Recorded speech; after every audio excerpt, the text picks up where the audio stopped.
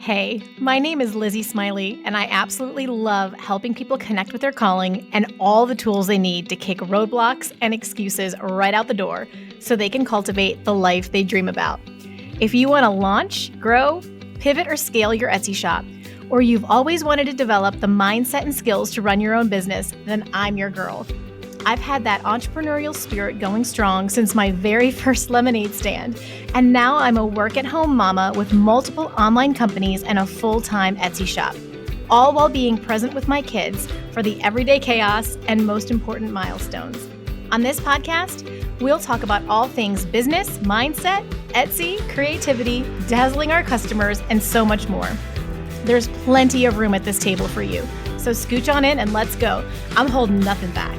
Welcome to How to Sell Your Stuff on Etsy. I'm so glad you're here. Hey guys, welcome back to the How to Sell Your Stuff on Etsy podcast. I am so fired up for you to hear today's episode. You guys went crazy for the last one that Becca was on, episode 189 in the summer. Oh, this is even better. I don't know how, but if you haven't listened to that one, you might want to go hear that, hear about what it was like when she first opened up her Etsy shop and what happened versus now. Holy moly. So I'm going to tell you about Becca and we will get into it here in just a second. But I want to let you know that I have an FAQ episode coming up here soon. So if you have a question for me that you'd like to ask about Etsy, about business, whatever, ask me anything. There will be a link below where you can submit your questions for that episode. Y'all love those. I'm so excited to record one. I feel like it's been a minute. I feel like I shouldn't have waited this long. So make sure you got your questions submitted. Also, make sure you jump into the Trendspotting membership if you haven't tried it before, if you want to start learning the trends. First of all, Becca's about to tell you good reasons why, because it has helped her so much. But right now you can get your first month for just $17 with the code KEEP20 at checkout. Then it'll be $37 a month. But I'm about to launch 7 weeks of the most crazy bonuses. You'll get a bonus every single week if you're in the membership before December 15th. You can see what the bonuses are below in the show notes, but holy moly, now is the time. So let's go. Jump in so you get every single one of them. And then finally, if you are new around here and or you're planning on getting really serious about Etsy in January of 2026, this is going to be your year. And I think after this episode, you're going to be pretty fired up. So we're going to really motivate you today. But I really want to impress upon you how important it is to make data-based decisions, okay? So what that means is when you're deciding what to sell on Etsy, what listings to create, make sure there's probably going to be things that you're really excited about or that you really like. Make sure that there is demand for them on Etsy. You want to go onto the platform itself and make sure that people are actually purchasing it. And I really, really like and recommend the tool Profit Tree. They have a little kind of like this Chrome extension called Etsy Radar that will tell you for let's say you do a search for cat t-shirts, cat lover t-shirts. The search results will populate and Profit Tree will show up below each single listing and tell you how old it is, which is really helpful, how much money it's making every single month, how much money it's made total, how many favorites it gets. You're going to get all of this data that Etsy doesn't give you on every single listing. And the reason that is helpful, so what I do, if I'm going to create something, or in my Trendspotting membership, when I'm giving you guys opportunities like listing ideas, I am looking for things that are new, like listing is less than 6 months old and making great monthly income. Because if a listing is a bestseller and it's new and making really good money, then I know that you or I have a better chance of ranking for a similar listing, for a listing in that niche. I know that there's demand.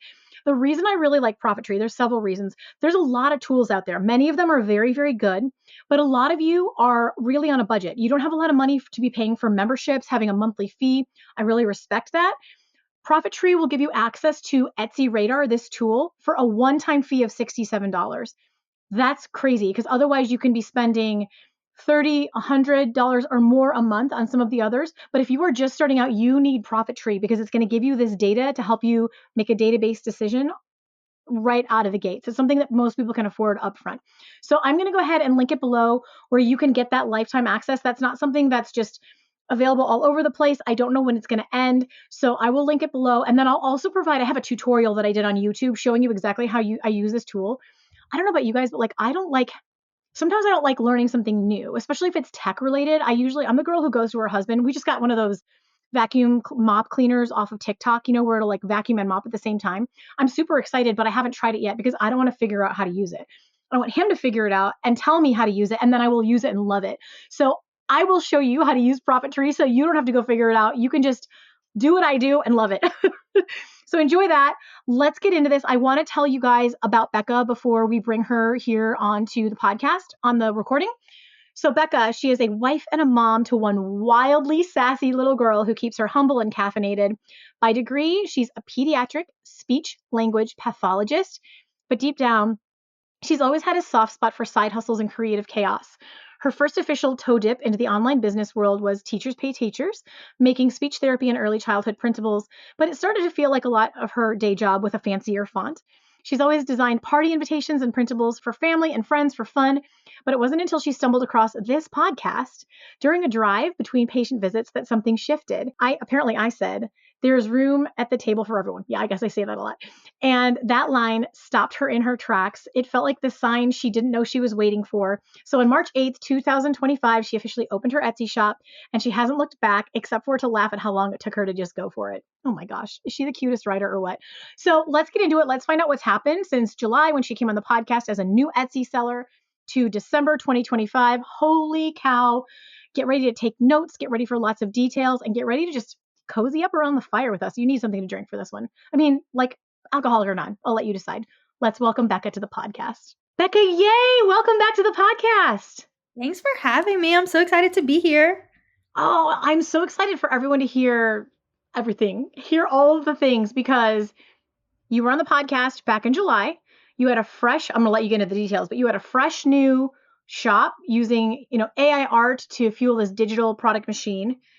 And you were like off to a good start, right? You had some quick results up front, but like, tell us what's happened since then, where you're at now.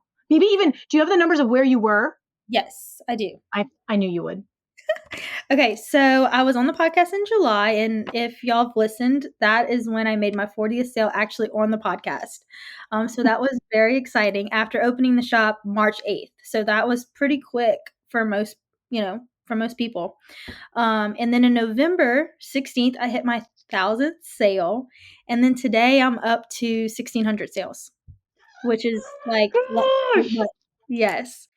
So it has been growing, and it has been so exciting and so like, just like you say on your podcast, literally there is room at this table for everyone, and it is not saturated. I spent so much of those first months, like from March to when I made that first sale, the sales were just trickling. They're just trickling. And I'm like, okay, is this going to work? I'm going to be one of those people. My goal was to make like $500 a month on Etsy. And I made that in October. Was my first $500 in month revenue. And last month I made $1,500 in revenue. Okay. Wait. How many sales is that though? Like, what was the total sale number? For like total 1,600. Yeah. So 1,600 sales of a digital product, and you're already having a $1,500 month. Mm-hmm. That's life-changing income. Yeah. And it happened in less than a year. And it's passive. Like, explain for people who are listening who don't know anything about it. How do these products work? Like, explain the passive income part. Mm-hmm. So basically what I do is I do digital invitations. So what that means is I spend 20 to 30 minutes now, because I've done some systems and stuff to get it a little bit faster. You create this template on Canva, and it could be something like a Christmas party. It can be like a first birthday party. And then you would put it on Etsy to sell as a template, and the customer would go in and buy it. And then Etsy automatically sends the customer this PDF that says, here is the template link for that customer to go in and edit their information themselves. So I am literally not putting in that it's baby Bella's first Christmas party. Come on to the party. That's everything that the customer wants. It's on them. I'm not printing it. I'm not shipping it. I'm not having to go to FedEx to drop it off. It's literally, I spend 20 minutes on this invitation and I don't look at it, touch it, unless a customer has a question about it. So you create the design template for the invitation in Canva. Mm-hmm. You create the PDF that the customer is going to download. Mm-hmm. You create the listing in Etsy. And then if all of the pixie dust works the way it should, It sells and Etsy automatically delivers that file to the customer. That's semi-passive income. You've created something once that you can sell over and over again. And you have one that's sold a lot, right? You have one that has sold how many times? So it's Ballpark? sold like 500 times. It's made $1,500 in 2 months. Yeah. So there's And one listing. Wow. one listing, and this is like a $2.90 listing. It's not like I'm selling it for $5, $6. Like my average sale is like $2.20. You've made a lot of sales on one thing. And Mhm. it makes it just such a no-brainer for people to buy though. And the thing is that your profit margin is massive. Like you're paying 20 cents for the listing fee for Etsy, 6.5% for the transaction fee, and the rest you just take home because Mhm. there's no expenses. Right. And I'm not paying any overhead. Like literally the only thing that's my quote overhead is my AI subscription and Canva, which is like what, $20 a month, which if you have a good month, it takes care of your whole yearly subscription. Very easily. So Mhm. just because I want to back up, I should have said this before. I want you guys to go back and listen to episode 189, where Becca had just gotten started. She was just starting to get traction. That was the July episode. So many people loved that episode. I've gotten so many DMs, emails, like all of the things. It's really, really good for you who are new to hear what it's like in those early days. And what was really interesting is so Becca, you and I met for the first time because you came to one of my AI workshops. Is that right? Mhm. Do you remember which Yes. one? Well, you've come to all of them now, but Yeah. which one was it? The coloring book one was the first You one. came to, did you do any coloring page listings? I did. I did like an ABC coloring page book. And that sold probably like 50 times. So not What? yeah. Mhm. It's That pretty was good. one of the first things you made, huh? Mhm. Oh, and let me tell you, for anyone who is listening that's new, your first designs are gonna suck. Like Yeah. just it's okay. Mine did. They were awful. In our school group, I actually made a post a while ago that was like, look, this is my first design and this is where I am now. And to see the two comparisons, we're like, oh, that's probably why that didn't sell. Like, it's fine. Yes. No, it's so true. Anytime we do audits in the coaching group, which by the way is open for anyone to join if you guys are looking for like more one-on-one support, more like group feedback, you're trying to figure out what's going on. Most of the time, I can tell you guys right now, most of the time it's design quality. And the only way to fix that is to keep designing. You know, you go to art school, you're cranking out a lot of art. That's how you become good. You know, yes, can there be a savant? Sure, but I wasn't one. Becca wasn't one. We had to work our way up. Now, I vaguely remember you were in the PNG and Tumblr wrap Mhm. workshop, right? With Yes. Jason, where Jason was like my wingman. Jason, we haven't heard from him for a little bit, but today's his anniversary. So happy anniversary, Jason. This is airing after that, but that's beside the point. Um, but you started out trying to play with PNGs too, right? Yes. And I've actually, interestingly, the PNGs that I made back in the Gap when that was all going on have actually sold, like, for this Christmas holiday. And I'm like, "Oh, maybe my PNGs don't suck." Okay, this happens to me left and right where when I create PNG listings on Etsy, I feel like they don't sell for the first 3 or 4 months and then they become best sellers. It's kind of Mhm. weird. Like Yeah. I kind of don't get it cuz someone the other day in the school group was saying they listed something. I made a okay, yeah, we did a coaching call and I said, "Hey, you are killing it in like this particular niche and design style. Why don't you to trend combine. Yeah, it is trend. That's what I was going to say. You trend combine. So you're doing this one trend really well. Add this other trend, combine them together. You're going to kill it. She's like, okay. And so she went and did it, and the same day it sold. So I don't understand why Etsy is discriminating against yours and my new designs and then just deciding later, like, oh, wait, maybe you are awesome. Mhm. And hers, but that was really fun to see that happen for her. Yeah, that's only happened to me once, and it was Really? Tell me, yeah. oh, I didn't know that that happened. That's so cool. Yeah, it wasn't a PNG, it was an invitation that I created and literally 3 hours later sold. And I'm like, "What?" Like, this is awesome. But it was trend combining. It was the coquette trend that was really, really, like, blowing up, and then that watercolor one that we keep on talking about. That watercolor sketch image, that Etsy's loving that right now. People are going crazy for it. And it's interesting, like, it's not losing steam.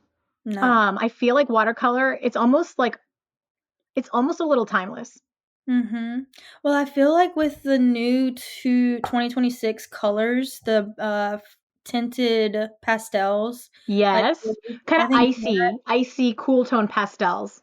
Yeah, that with that sketch look is gonna be like chef's kiss. Like, I feel like if you're wanting to design for, like, January, February, March, that's what, the design skills we need to hone in on, because that's just gonna be it's so pretty together. Like, I've been playing with it, and those 2 things together for an image is amazing. So, like since you mentioned that, tell us what tools you're really liking. Like, where is it working well? How, just talk to me about that because I feel like that's like some people are wondering, how are you creating this stuff? And you're the perfect person to talk about it. Yeah, so I use Ideogram as one of my go-tos. I feel like Ideogram is really good for people who are not good with prompting Yep. because of the fact that it's very user-friendly, and you can also in Ideogram and in Midjourney, which is another program that I use, they have a gallery. So if you pay the $20, because I don't think you can get it on free, the access to like the gallery Okay. images, you can actually, and this is how, pro tip,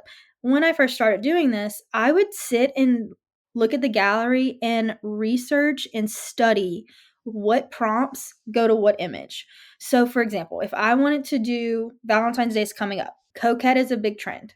Combine coquette and Valentine's. I would literally search that in the gallery, coquette Valentine, and then a ton of images would pop up. And I would be like, okay, well, I like this style of this one. So I would click on it and see what prompt they used. So then I'm like, okay, well, let me pull this specific word into my prompt and let me see how it works.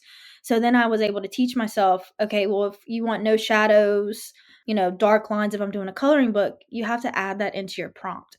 So that is very user friendly. Like, you have to, Jason, when I was first talking to Jason would be like, Becca, you have to talk to it like it's a toddler.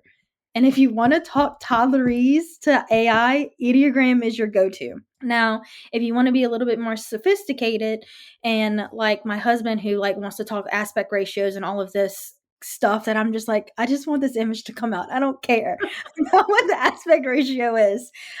Use Midjourney. Midjourney gives you a little bit more of I feel like it's more realistic than Yep. Ideogram. Um, 100%.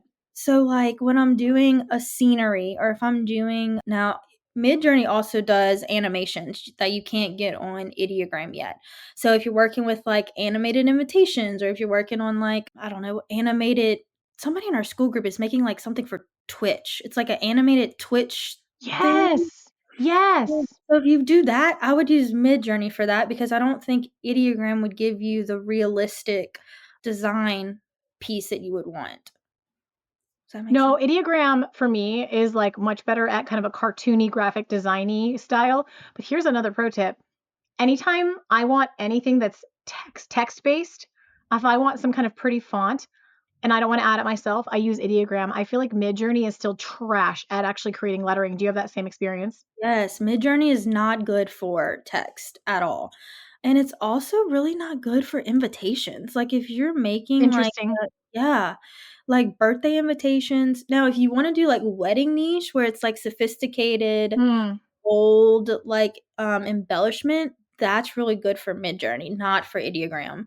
Ideogram looks at that and makes it like a gold color. Like, it's just No, it's not like campy, right? It's a totally yeah. different vibe. Mhm. And I know that you have cracked Ideogram and like getting watercolor, but anytime I want anything watercolor, brush stroke, realistic looking, I am going to Midjourney every single time. Mhm. Well, the thing about Ideogram is it has so many different versions. So, like, version 2.0, and I know we've probably said this on like 18 jillion other podcasts, That's but okay. Repetition is version our friend around here. Yeah. version 2.0 makes the best watercolor that I found. And that just I play a lot with the versions. Now, I don't know if you know this, Midjourney just made a thing where you can do a style reference. It's in the beta testing, so I don't know if everyone has it, but you can go through these. It has like a 9 by 9 graph, and it has all these different pictures. And it's like, okay, if I want to do that pastel, what did we say? The pastel hand drawn sketch that we were talking about a little bit ago. If I want to make that, it lets you click through a bunch of styles to get you what that prompt would be. It like hones it in. It is amazing. Really? Yes. That's Like, some next level stuff right there. yes, I love it. And the other thing is it's really cool because if you click on one picture, it refines your prompt to get you exactly the image that you want at the end. Yes, and it literally gives you prompts for every single selection that you make. So if you're like, okay, well, I really like how this came out, it'll give you a prompt. But then if you refine it to be a little bit more like more sketch, it'll give you that prompt for that one. Okay, so this brings up a whole different question for me, but related. Tell us about your prompt writing strategy because it sounds like it has changed. And just so you guys know, so Becca is one of our coaches in my coaching group. She's completely incredible. She's been working for me now for a few months because she's such an asset to like this whole community. And I have to focus my efforts. I can't be great at everything, right? So when I need really strong prompts written, I hit up Becca. And you guys, if you join the coaching group, you can do that as well. She's in there providing a lot of prompting support.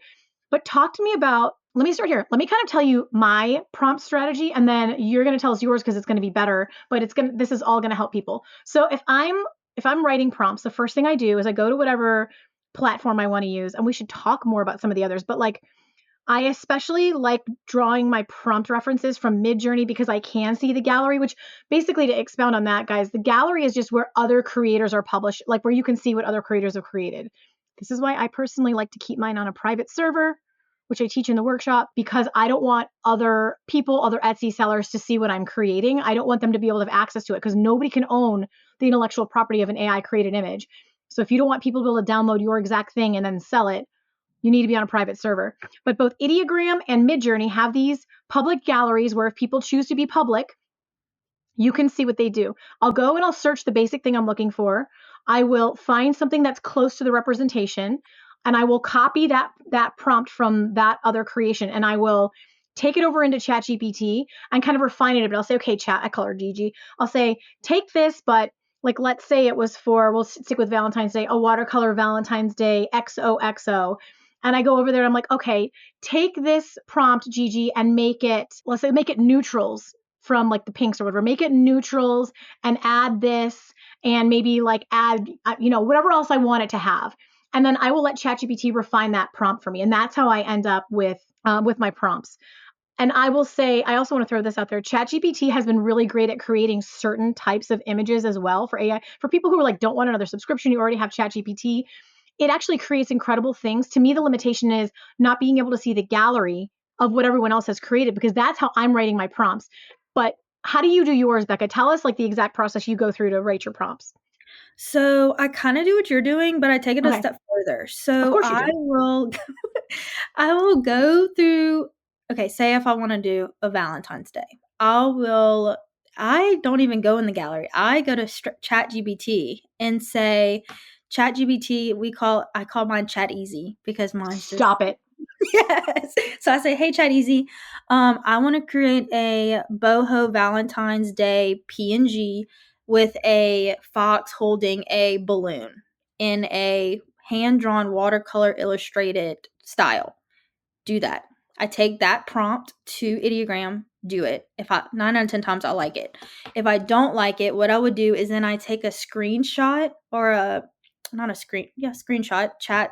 I don't know what it's called for your Mac. What is it? Oh, yeah. It's still, yeah, screen grab or whatever. Yeah, I Screen got grab. you. Yeah, I take a screen grab of what it created on Ideogram and I'll pull that into ChatGPT and I'll upload it as an image and I say, make this image better by blah, blah, blah, blah, blah.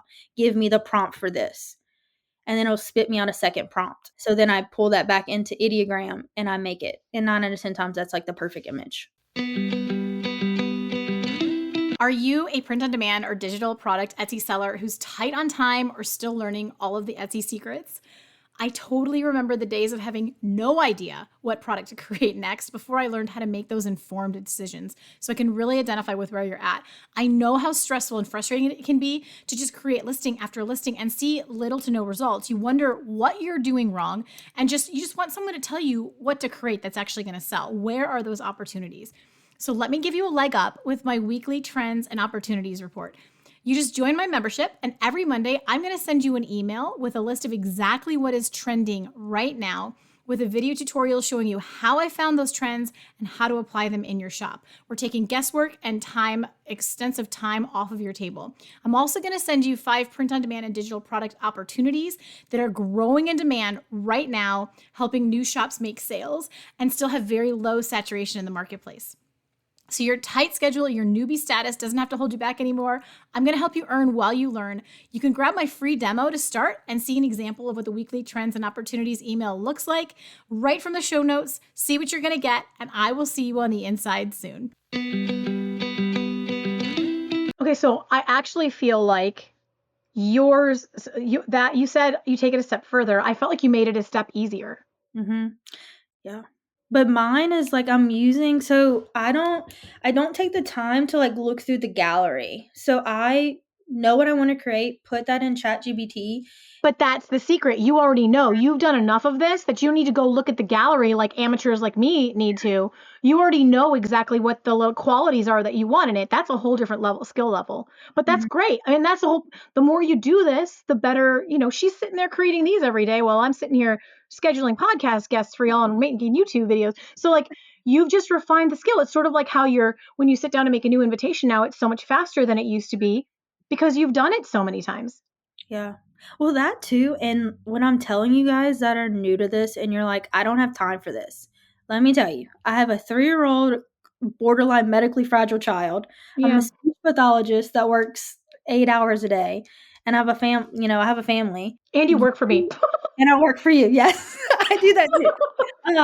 But like you get so much faster if you just put in the work in the beginning. Y'all, I'm telling you, I used to spend like an hour on each invitation. Now I spend Yeah. like 30 minutes because you learn the processes. You learn that, oh, I can create dummy listings in Etsy. So I can just quickly upload what I need to from like changing from Back up. What do you mean? What do you mean by dummy listing? Someone was just like, wait, what? And you're about to change their life.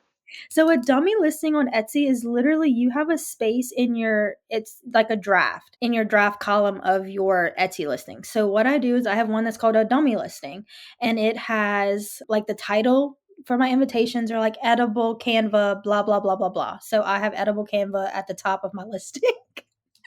So technical. Yeah, so technical. And then I have in every listing now, they quit laughing at me. Your honorary PhD is on its way. No, I'm really not. I love you so much. No, that was great. So now Etsy likes that you have videos with all your listings. So I have a video that just says easy to edit in Canva. So that lives in my dummy listing. So I don't have to keep on uploading that MP4 every single time I want to try to make an invitation. Then I have I went to ChatGPT and I said, create me a listing description for a invitation to sell on Etsy and give me trending SEO terms and emojis. So it did that. It gave me like what the title would be, what the little fluff would be, why would your person love this, all these things. So that I have a shell of that now that I don't have to keep on going back and forth and changing that every single time that I try to do a listing. So that in itself right there saves you 10, 15 good minutes creating a new listing every time. Or like the click-throughs at the beginning where it's like, made with AI. I made this myself, blah, blah, blah. All of those things. That's already done. So I don't have to think about that every time I go to do a listing. And I also have a dummy listing in Canva where it's like you have your 9 listing photos. One is my invitation blown up. The second one is an invitation with a phone next to it that I can just drag and drop my PNGs into them. So it takes your listing descriptions your listing photos from taking you 35 minutes. Now it takes me 5. So that speeds it up a lot too. Just to put it another way, she's created a listing template for herself on Etsy that she just keeps in drafts. So every time she's going to go in and create a new listing, rather than add a listing, she's just going to her drafts and she's copying that draft, the dummy template listing she wants to use. She's copying it and then she's filling in the details. And then the original just stays right there in the draft as a template.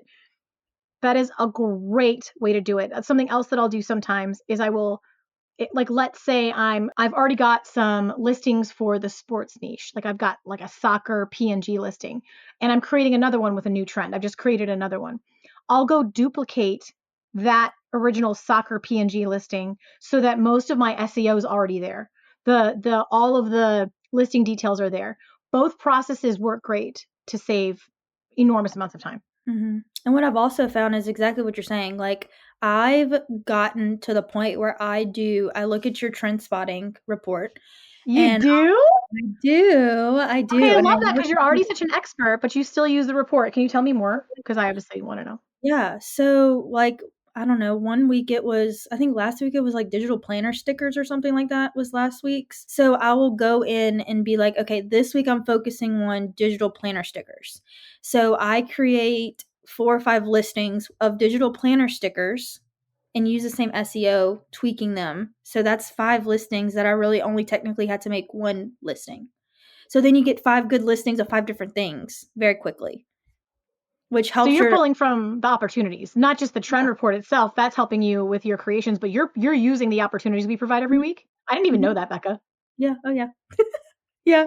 I mean, I look at the big trend report too. So, like, I use the big trend reports to help me with my invitations. So, like, if you're saying celestial stars is in, then I'm going to go create an invitation that has some celestial stars on it. Or like the latch hook. I was using some of the latch hook for some of the PNG designs that I was trying to do.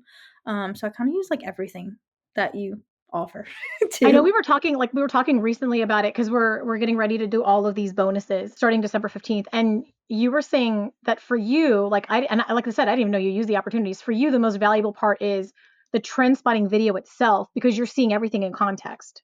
Mm-hmm. Yeah.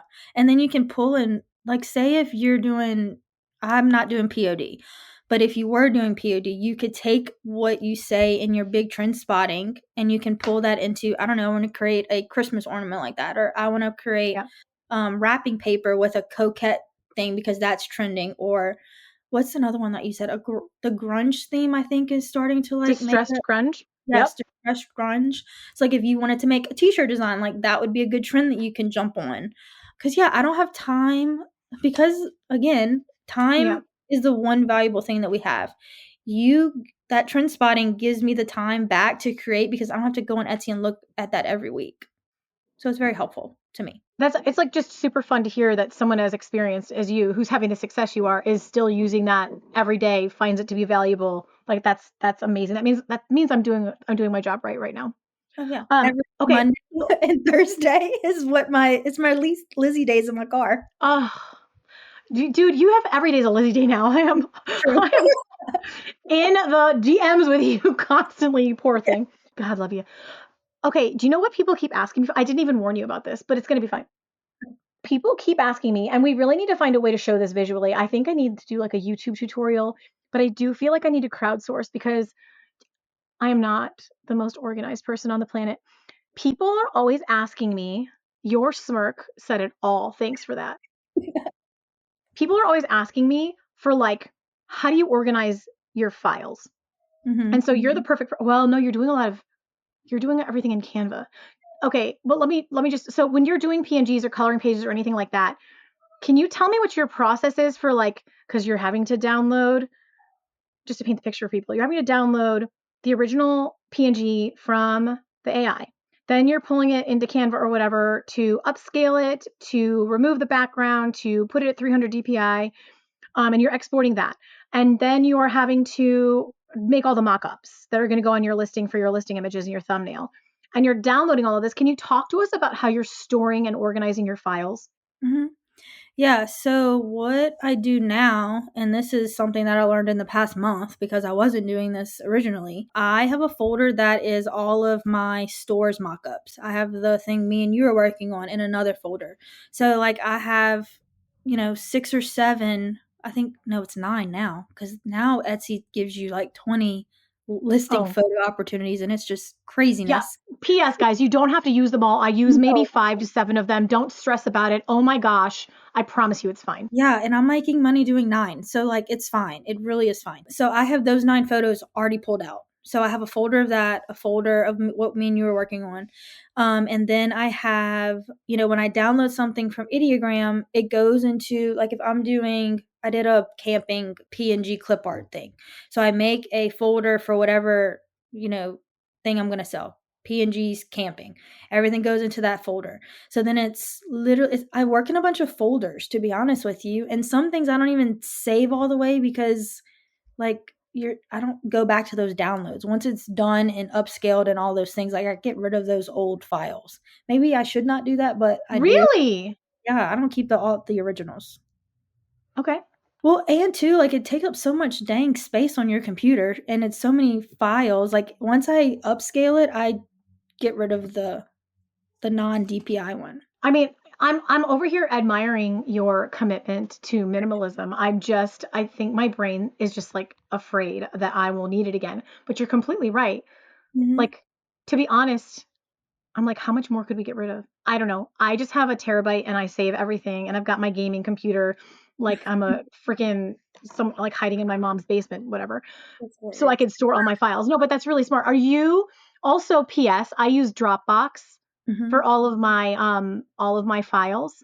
And then for all my business stuff, I use Google Drive. Like for anything that I'm sharing customer side or I'm working with Caroline on, you and I don't really use Google Drive, do we? Mhm. Yet. Yeah, yeah. What do you have anything like Dropbox, or where do you are they just it's just on your desktop? It's just on your PC?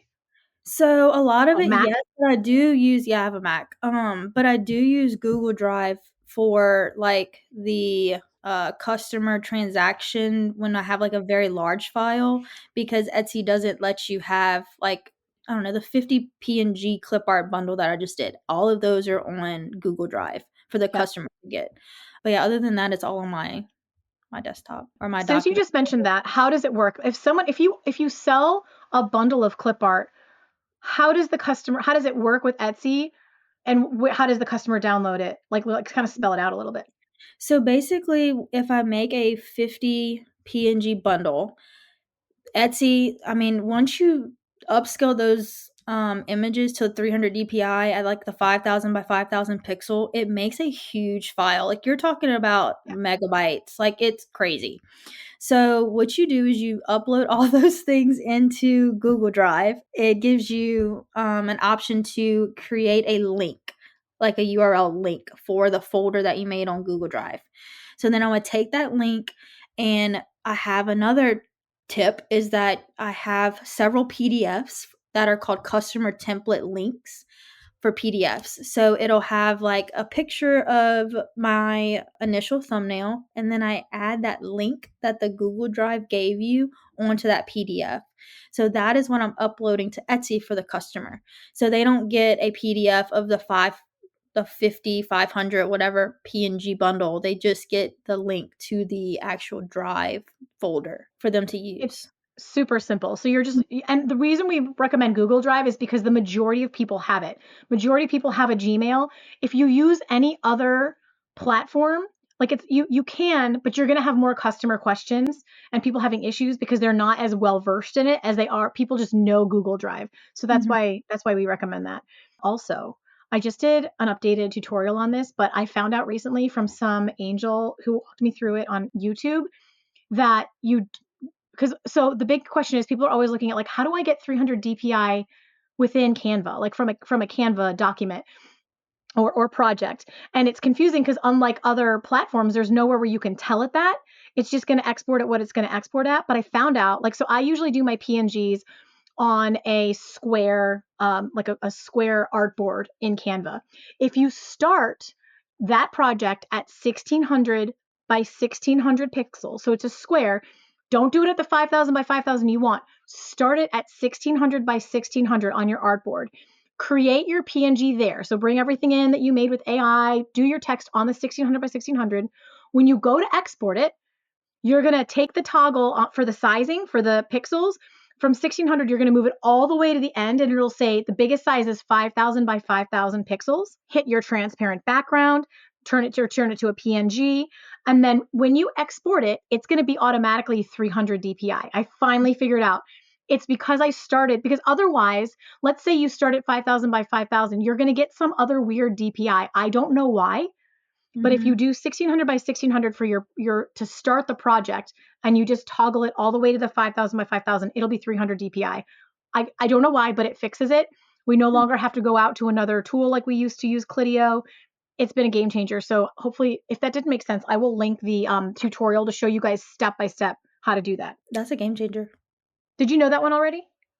I Or did I tell haven't you that? I saw the YouTube video, I just haven't I forgot in my brain to do that because 'cause I've been using, like, high compress, I've been using Right. Clidio. Jerry found this one, and it's, like, AI upscaler, but the thing Yeah. about this, it changes your image. Yes. And I'm like, no. Like, Plus, how annoying to have to go to a whole other platform. Like, it's so unnecessary. So, unfortunately, and fortunately, my original video about the 300 DPI, where I was just teaching people, you have to just go and take it in, like, do your 5,000 by 5,000, go into another program. That one has been one of my like biggest YouTube tutorials. And I mean, I have like a note at the top of it now, like, I have a better process for you. But it's just such a game changer being able to just stay in Canva. Yeah, I agree for sure. Because, like, it gets overwhelming, especially if you're new and you're like, oh my gosh, I'm going from Ideogram to, Canva to LIZZIE to, all these. Exactly. And it'll streamline your process to make your listing actually faster too. So that'll be helpful for people. How did you figure out that invitations are your jam? Like, you started with coloring pages, you had success. You did some PNGs, they took a minute and then they did well. How did you figure out your sweet spot was invitation? Honestly, it's because I create Addie's invitations, my little girl's invitations. And like even before I had her, people would always be like, hey, can you create this? Hey, can you create this? And I'm like, if my friends are asking for this and I'm giving it to them for free, like at least I can make $2 giving it to someone else. That's just kind of how. And I mean, like, guys, I don't have any like design background, like none. Same. Like my background is in speech pathology, and like yeah, I liked art when I was younger. I took like a couple art classes here and there, but when I would show my friends stuff. They'd be like, yeah, you could sell this. Yeah, you could sell this. And I'm like, okay, well, I never knew. I always thought Etsy was saturated. Like, I didn't think I could make money doing this. And like, here I am. Like, Ugh. I've already hit like 545 this month, and it's like what, the 8th of. Oh my word. Dude, I'm so excited. You should be. You have been so how many listings do you have? That's the kicker. I have 150 listings. You got there quick. Mhm. Like, not in the sense of, I know those listings took time, but I'm saying you got to your income level quick. Now, here's going to be the next hurdle for you is your bestseller that's been making you all this money is a holiday related thing. Yes. You're now going to have to go. Now she is going to be on my case about trying to get, she's going to be so mad come January. So Yeah. it's going to be a matter of getting those listings up to make it up. Like, holidays are great, guys, but it's in the evergreen. Yeah. And I mean, I'm starting to do more like evergreen stuff, but yeah, I was thinking that. I'm like, I just want this every single month. Like, how in the heck am I Yep. going to keep this momentum up in the first? But, it's literally just finding that sweet spot like we talked about. Like, invitations are selling. Let's do more invitations of different niches. Or like, I don't know, ask Chat Easy. I want 100 invitation, like go at it. Yep. And even like getting into just like printables in general, like recipe cards sell, like other things for parties sell, like what I've welcome signs. Like I've been researching welcome signs lately and they make a killing. Like for literally you could do something in 5 seconds. That's a welcome sign. So I made like That is an exaggeration, ma'am, but I love your confidence. no, but like seriously, you could probably sit down for 15 minutes and make a welcome sign and they're selling these things for like $10-$15 for a digital download. Becca, Yes. you have built your brain cache. You have developed it. You have been working on this almost every single day since March. Like think about it. People get an associate's degree in college in 2 years, right? You've got a semester and a half at least. No, because you did the summer too. You've basically got almost a year under your belt of being in this every single day. The reason your stuff does well is because you've built your brain cache. And what I mean by that, guys, is she has studied and she has spent more time studying the trends that I send her, looking at the competition of what she wants to create on Etsy, paying attention to the details and the aesthetic. The same exact listing with two different fonts, like if your font is just a little off, it's the difference between a bestseller and something that never sells once. So while me, there is enough room for everyone at this table. A lot of people listening are going to be like me and they didn't have the eye. And it took me years to figure out the eye, to figure out what fonts would be good, what aesthetic would be good. What you have done a really good job of the past year is paying so much attention to what those details need to be. Where do those celestial stars need to go? What is the placement that makes it look really on trend? What font do you pair it with that makes it not look awkward but enhances it? What design style does, if you're going to do any kind of graphic with it, what's the design style and What are the colors? Are they on trend? What is the aesthetic? Like, is it watercolor? Is it graphic design? Is it doodle? What is it going to be? And does that work with the design? Like, does the line weight match the celestial stars? Does the line weight work with the font? I know I'm probably like beating a dead horse, but this is what you have become very, very good at. And do you have any tips? Like, how have you refined that? I'm going to be honest, ChatGPT. Like, Really? Yes. So for anyone who is new listening and you're like listening to what the spiel that Lizzie just went on and you're like, oh my God, what the heck? Breathe. It's okay. Come back to me now. Like if you're multitasking, come back. But literally, okay. So let me just simplify this for you. I love it. I make a design in Canva and I'm like, something is not right about this. Like, I don't know what it is. I'll take a screenshot of it and I'll upload it to ChatGPT and I'll be like, what fonts could go better with this design? And it gives you a whole list of fonts that can pair with the design. And 9 out of 10 times they're really good. So, and it's like, or if I say like, oh, I want to make an elegant invitation, what type of graphic design would be good for this? ChatGPT will be like, oh, it's this type of lithographic design. And I'm like, okay, sweet. I'll go to Ideogram and use that. What you just said was worth $10,000. Literally, yeah. Or colors too. Like the other thing that you can do in ChatGPT is like, okay, I want to make a circus theme invitation. Give me 4 colors to use. The hardest thing about this in general, graphic design, invitations, this could be for POD, it could be for anything you create, is knowing that you can't use 16 jillion colors in one design. Like it just doesn't happen. Like if you, or same thing with fonts, like people are turned off by more than 3 fonts in one design. Yes. So like if you literally go to ChatGPT and say like, hey, I want to make a teacher shirt for teachers who love coffee, what 3 fonts are appealing to this niche? Bam, you got it. Or what colors? Bam, you got it. Go create it. I love you. And I also love how you just kind of gently schooled me. No. Yeah, you're like, actually, guys, Lizzie just made this way harder than it needs to be. Let me just fix this for you. No, I literally like iron sharpens iron. I love you so much. Like I'm gonna use that. Like that is brilliant. I didn't actually think sometimes this is what's so great about collaboration, guys. This is what I love with the school group is we're like giving each other cheat codes left and right of like what Becca just did. Just literally something's not right, upload it to ChatGPT and ask it what's not right. It will tell you. I never thought to do that. Oh yeah, and if you say like, it even goes as far as like, hey, I want to make this more trendy. Hey, I want to make this more minimalistic. And it give me 5 variations that make this design more, minimalistic. It will give you those prompts to make your design more minimalistic. Are you brand new to Etsy, about to get started, or struggling a bit to find your groove? What I'm about to say is just for you, okay? I can completely relate to where you're at because I think I can help you achieve success faster. When I first started my Etsy shop, it was not one of those success stories that we hear on the big YouTube channels, even on this podcast where I just had crazy success and it took off right away, all right? I all but failed for my first 6 months, just like a lot of new sellers. And so it's very relatable. And the issue for me was I didn't understand demand, for one. I didn't understand SEO. I was way too broad in my search terms. And I didn't know how to position my product so that customers just couldn't help but click add to cart. And so once I learned those things, I went from making about $25 a month in sales to $6,000 a month and up. And in the holidays, I would even have $13,000 months, like at my shop's peak. And the thing about me, if you've been here for a minute, you already know this. I'm a terrible gatekeeper, okay? When I figure something out, when I crack a code, when I get excited, I cannot help but tell everybody who wants to listen. It's like either my best asset or my toxic trait. I can't decide. But I put everything that you need to know to fill that beginner knowledge gap into a low ticket, just under 3 hours beginner course that I have called 6-Figure Secrets to Getting Started on Etsy. In it, I'm teaching you how to find what's in demand for your niche, how to find and use trends, how to start your shop if you're worried about that part, SEO strategy to find the micro niches where the opportunity is, how to understand the Etsy algorithm, and a ton more. The whole thing is bite-sized videos, not long form, just small bite-sized videos, zero fluff, and to the point.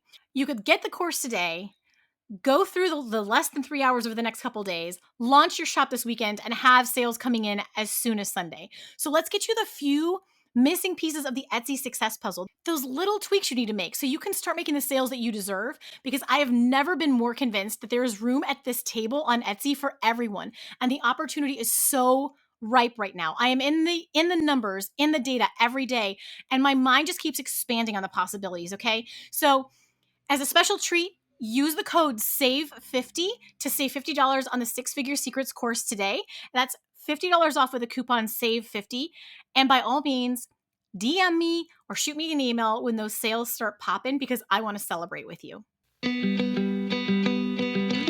Dude, do you know what I did recently that I was like so proud of? So last year I created some cute chicken, because you and I always goof about chickens, chicken fall design. And they had these, they're all like holding their little coffees and they've got like ridiculous fall hats and scarves on or whatever. Well, it like did pretty well. And then someone DMs me and they're like, hey, can you make this for winter? And I'm like, oh, they literally just want me to like change it out. And I'm like, this is not over in like Illustrator where I can just change it to one. So I went back and like tried to prompt it in the same, I think it was ideogram, over an ideogram for winter or whatever, and obviously got something completely different. I was like, well, this could work, but this isn't really what they wanted. I took my original design, I uploaded it into ChatGPT, and I said, please take this exact design I created and switch it for winter. And it created the exact same thing for winter. I couldn't believe, and literally, I didn't have to go back in ideogram. ChatGPT gave me the graphic. It was all that like, how bananas is that? Yeah. The thing about ChatGPT that you have to be careful of is a lot of people that I've seen on YouTube, and it's not you, because we at our school group do not, we do not No, like no copy. IP infringement. We're no copying. Yeah. Yeah. You have to be very, very careful, because ChatGPT has gotten so good when you say like create something, that if you put something like a A screenshot of something, reference image. Mm-hmm. it will literally copy that exact thing. So definitely, if you're listening, don't do that. There's ways around it. Take it in an ideogram and ask it to describe the image. You could do a ChatGPT and say, describe this image. But yeah, ChatGPT is getting very good at like changing something out. Like No, that becomes an integrity issue, right? Like that's where we draw the line. Like that's one of the reasons I got into this space, was to teach it with integrity. And we're not stealing from artists. This was something that I had created from a separate prompt. I wasn't taking someone else's and said, make this winter. I took my own. But please carry on. I had a invitation it was a woodland themed baby shower invitation, and this woman didn't like the deer. She wanted a bear on it. And I put it in a ChatGPT, and it's scary crazy how it just took my deer out and put a bear in. But like if somebody would take that and do the same thing, they would literally take my artwork. So just guys, be careful, be careful, be careful. Like you can copy I don't even want to say copy, like you can get inspiration from other people, but be careful when you're taking it to all these different platforms, because again, it's an integrity issue, and two, buyers are not going to buy something that looks the exact same thing as somebody else's. Like they're not. Like you're not going to get the wins that you want. You're not going to get a bestseller selling somebody else's work. It's just not going to happen. I only use a reference image from someone else's work if I'm trying to understand how to prompt for the design style.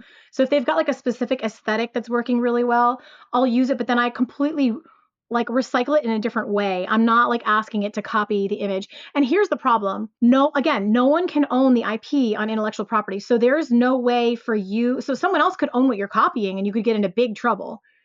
Anything that you make, or like anything I make with AI, you could go copy it and I have no recourse. You can't protect your stuff. So I do think there's actually a mindset discussion to be had there. And what it comes down to is like, don't sit around and obsess over it. Like just keep creating the next thing. And if you ever become an Etsy coach or a YouTuber, never share your shop. This is why we don't share our shops, because I've had at least 3 friends who did. They were trying to be in integrity and like kind of show the receipts of like, yeah, I have gotten the results I've said I had. People then went and did this kind of thing and ripped off every single, like their shop. They weren't able to keep up with the degree of copying. I've only heard of that really happening in a bad way when it was shared on YouTube and went viral. Like the everyday copycats is typically, I haven't heard of that being a big, like it'll happen here and there, like some of my designs are over on Temu or whatever, but just like a word to the wise. I know, right? Yes. They wanted to come on the podcast. I'm like, you guys are trash. No. They're like, we'll pay you a lot of money. I'm like, yeah, and I'm not selling my soul to the devil either. So have a good day. I know. Yeah, but I mean, I use inspiration when I was first doing this. I was doing that a lot, like looking at the inspirational for prompts and doing all that. But again, take it into ChatGPT and be like, make this better. Give me 5 variations of this design. There's so many ways to like circumvent copying somebody. And Yep. get in our school group. I'll help you all the time. I'm there probably 8 hours a day helping people. That group has exceeded every expectation. I knew it was going to be great because we were going to make it great. But that community, and can I just say this? I am the person who will not join a community. I am Mhm. the loner who is like not just like, oh no, I don't want to be social. So if you're like me, you also might want to try cruising if you think you're going to hate cruising. Because you might end up loving it. No, but I'm just saying that group is so special. Like we all are getting so much better because we're together. I can't believe that. And then also the other day, the Trendspotting group, the results people are getting, the testimonials that are coming out of there, the people like you who've literally this like let me all of that to say, Becca, a year ago, could you imagine you'd be where you are today? Like No, if I asked you a year ago, well, no, absolutely not. Like, I was literally talking to my husband about that this weekend. We're like, if we're sitting at dinner on vacation and it's like cha-ching, cha-ching, cha-ching. And he's like, what the heck is that? I'm like, it's my Etsy shop. And he goes, are you serious? And I'm like, yeah. And I told him, I was like telling him all my stats. And he's like, Becca, I didn't even think you'd be able to make $100 a month, much less 1,500 like I made in November. Like, yeah. with I 150 listings, dude. 150 listings, yeah. So when you blow this up and you're making 5,000-10,000 a month, are you still going to be working full time? So that was another thing I wanted to mention on this podcast too, because in July when you asked me, and I'm like, yeah, I'm never going to quit my job. Like, I love my job. No, I'm okay to quit my job now. I I love y'all. I love doing Etsy. I love being on the podcast. I love being in the school group and like helping people just like me who thought this was freaking impossible. And I love creating things. Like it has been such a I originally got into this because, at 30, I've turned 32 this past week. I was working my tail off. I have a kid who's a freaking tornado and I needed look, Tornado Addie is at my house 24/7. I don't need to move to Tornado Village. I have one here. But it's We're like, going to just put our two together and we're going to let them deal with life. no, like, don't break any bones. It's fine. But like, I needed an out. Like, I've always been that creative person. And I was like, look, if I can even make $5 so I can get a coffee, it's fine. Like, I just needed something. And the more I do it, it's like, dang, I'm really good at this. Dang, I'm getting really good results. Like, I'm helping people in the group and they're like, making money off of it. And I'm like, dang, this is really good. So I just want to, what do you call them? A dopamine hit. Oh, It's yeah. been like a huge dopamine hit for me. So I'm like, yeah, let's go. Like, let's do this full time. Let's blow this up. I'm so Okay, excited. but what changed? Because you're really passionate about what you do. Like, Mhm. yes, you're a speech pathologist, but you're not just teaching kids how to say L's, you're helping them swallow food and not die. Like, Yeah.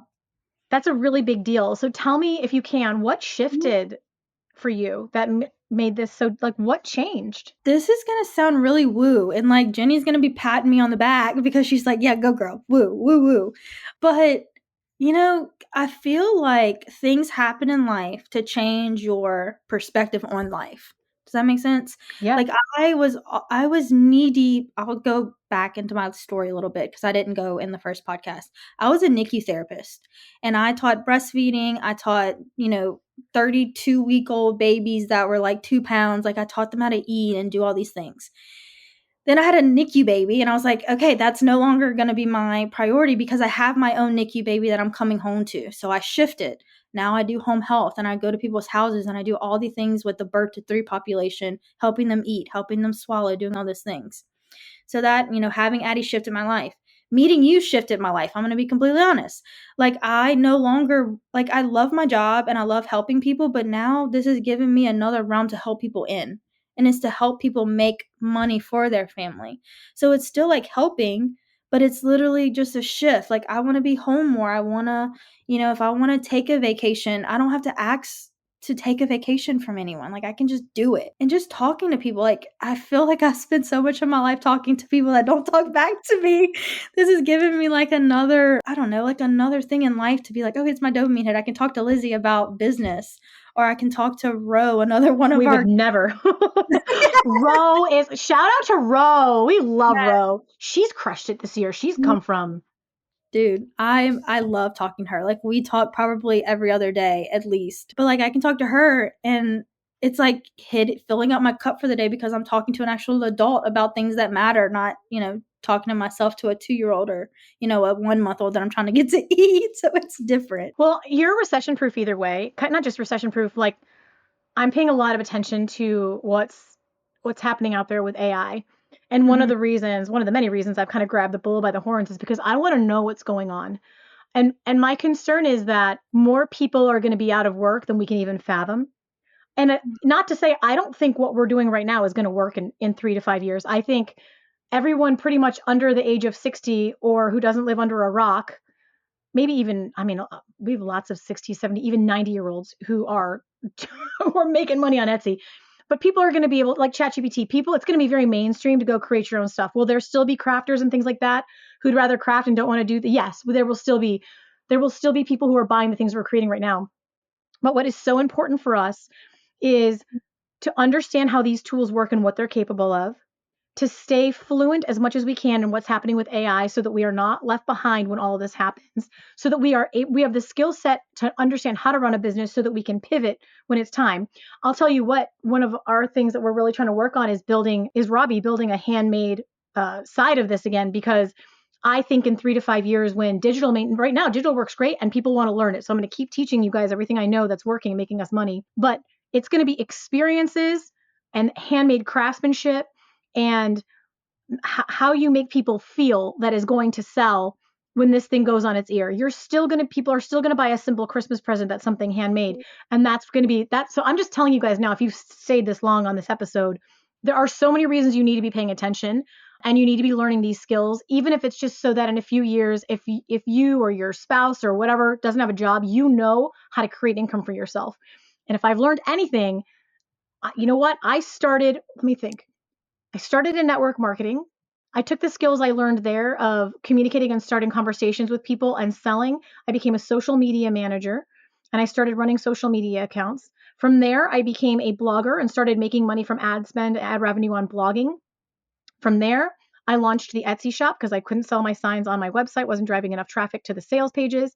I learned Etsy, I learned SEO, I learned positioning a product, I learned the photography. From there, I learned print on demand. From there, I learned digital products. Somewhere in there, I learned how to start coaching you guys and helping other people. My point is, your skills, you don't learn one thing and then it becomes useless. Becca is going to take the skill that she's learned here and she's going to turn it into Lord knows what else, some kind of dynasty online, ideally working with me, but God knows I'm going to support her no matter what she goes out to do on her own. All of these things are cumulative, the skills that you build. So please, if I can say anything, protect yourself. If you're hemming and hawing about starting an Etsy, please, it's the easiest way to start learning business. Don't do it to try to become necessarily like Becca making $1,500 a month, although you can make that and more. At the very least, do it so you've got some skills under your belt in case one day you need them. You need to be able to survive on your own. That was quite a monologue. Any follow-up thoughts? I think I agree with you. Like, I feel like AI is going to take over the world one day. I mean, but also in the back pocket of my mind, I know how much I've worked on how to like learn ideogram, learn all this stuff. I don't know if people are still going to want to, like, you're still going to have a market for digital things. So I don't want people to listen and be like, oh, well, why should I start digital if it's going to be gone in 3 years? No, we got 5 years at least. Yeah. Like, I feel like there's still going to be a market. Now, it won't be as huge maybe as it is now, but I feel like there's still going to be, like, because I don't know, the 30-year-olds in my life hate AI. Like, my best friend, literally, I sent her this cute little, Mardi Gras huge in Louisiana. So I sent her this cute, like, little doggy Mardi Gras thing. And you know what her response was? You used a lot of water to create that idiot dog PNG. I'm like, are you kidding me right now? That I made your dog into Mardi Gras. Okay, explain what that means. What did she mean? She didn't actually mean because you were painting watercolor. She was talking about environmental concerns over cooling all of the servers that are used for AI. Yeah. Yes. So my best friend told me that I was using too much water to create this ideogram AI prompt because apparently that they use water to cool these computers or I don't know. No, yeah, it's very energy and water expensive. The issue is it's not going anywhere. So I thank goodness, I do think the AI is going to be smart enough to help solve some of our climate. I do care very much about the environment. I'm like obsessed with nature, and so I do care about these things. But that wasn't the most supportive thing a friend could have said when you were trying to share your creation. But hopefully the AI will at least fix that problem. But no, Yeah. she's going to want nothing to do with it. But at some point, it's going to be, do I put food on the table or do I not? Yeah. So I mean, like, don't let that be a kick to you not starting Etsy. Like, do digital, it'll be fine. And then, like what Lizzie said, like, we could take our knowledge of what we've done and change it to something else. Because I mean, it's when I'm telling you, this has been the greatest experience of my life. This has been the greatest experience of my life doing this and learning and all of those things. Like, I had been thinking about doing Etsy for the longest time, and I just thought, oh, I would have to do a physical product. And I was like, I don't want to deal with post office. I don't want to deal with shipping. I don't want to deal with this. Yeah. And then I found Lizzie, and she's like, digital. Like, you can do digital. You can do these things. And then I started. I'm like, why in the hell didn't I start this, 10 years ago, 5 years ago? To think of where I would be now is, like, insane to me. But, yeah, just start. It's the easiest. I mean, it's a ride, but it's a ride that's great. It has a great reward at the end. And we're doing it together. Yeah, absolutely. Bestie. I know. We have the best community.